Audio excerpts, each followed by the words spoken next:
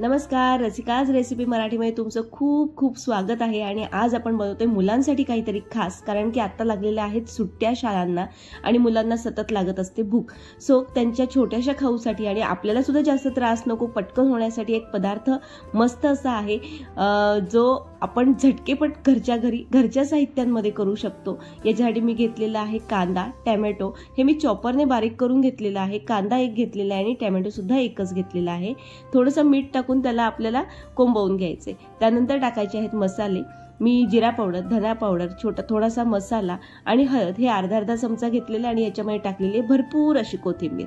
आणि मग याच्यामध्ये जाणार आहे आपलं बेसन। हे सगळं साहित्य आपल्याला घरामध्ये अवेलेबल असतं, त्यामुळे करायला काही झंझट नाहीये।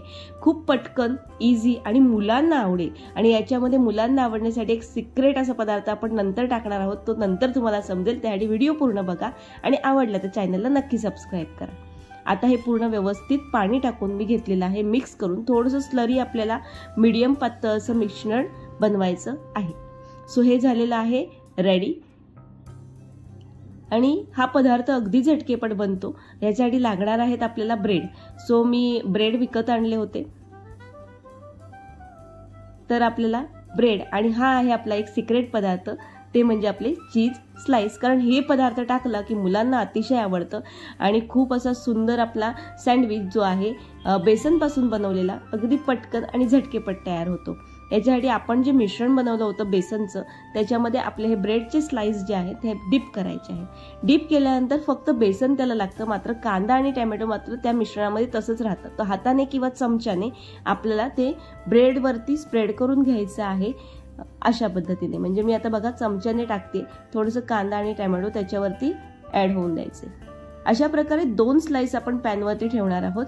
त्याच्या आधी खाली तुम्ही तूप टाकू शकता, बटर टाकू शकता, तेल टाकू शकता याच्यावरती आणि मग हे ब्रेडचे स्लाइस याच्यावरती ठेवायचे आहे।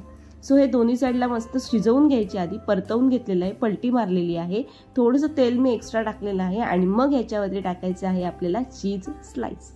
आणि मग दुसरा जो भाग आहे तो याच्यावरती आपल्याला पलटी मारायचा आहे आणि मग दोन्ही साईडने व्यवस्थित शिजवून घ्यायचे। पण चीज स्लाइस थोडीशी मेल्ट व्हायला पाहिजे, म्हणून आपण एक भांड्याचा वापर केलेला आहे आणि ते उपडं टाकते, म्हणजे चीज जे आहे ते मस्त मेल्ट होईल। सो दोन्हीकडनं पलटी अल्टी करताना मी त्याला भांडं ठेवलेलं आहे, म्हणजे चीज छान असं मेल्ट होईल। तो आपला हा गॅस बघा मीडियम ठेवलेला आहे मी, आणि हे आता दुसरी बाजू सुद्धा व्यवस्थित शिजवून घ्यायचे। पुन्हा एकदा मी हे भांडं ठेवते, म्हणजे चीज स्लाइस जेणेकरून आपली व्यवस्थित मेल्ट व्हावी म्हणून। हे झालेलं आहे माझं रेडी। हे सँडविच अतिशय सोप्या पद्धतीने, पटकन आणि मुलांना अतिशय आवडतं। खूप कुरकुरीत नाही होत, पण खूप छान टेस्टी होतं। अगदी मोठ्या माणसांना सुद्धा आवडेल असं, तर नक्की करून बघा। आणि अगदी सोपी रेसिपी आहे। आणि जर आवडली असेल तर चॅनलला सबस्क्राइब करायला मात्र नका विसरू, शेअर करा, कमेंट करा। व्हिडिओच्या लेंथवरनं सुद्धा तुम्हाला समजलं असेल की हा पदार्थ किती झटपट होतो, कारण जर पदार्थ बनवायला वेळ लागला किंवा खूप जास्त प्रिपरेशन असेल तर व्हिडिओ सुद्धा मोठी बनते। पण ही व्हिडिओ अगदी छोटी आहे, पटकन बघून होणाऱ्यातली आहे आणि पदार्थ तर त्याहूनही सोपा, अगदी बिगिनर सुद्धा करू शकतील अशा प्रकारे। तर चला मग भेटूया नेक्स्ट व्हिडिओमध्ये, तोपर्यंत बाय बाय।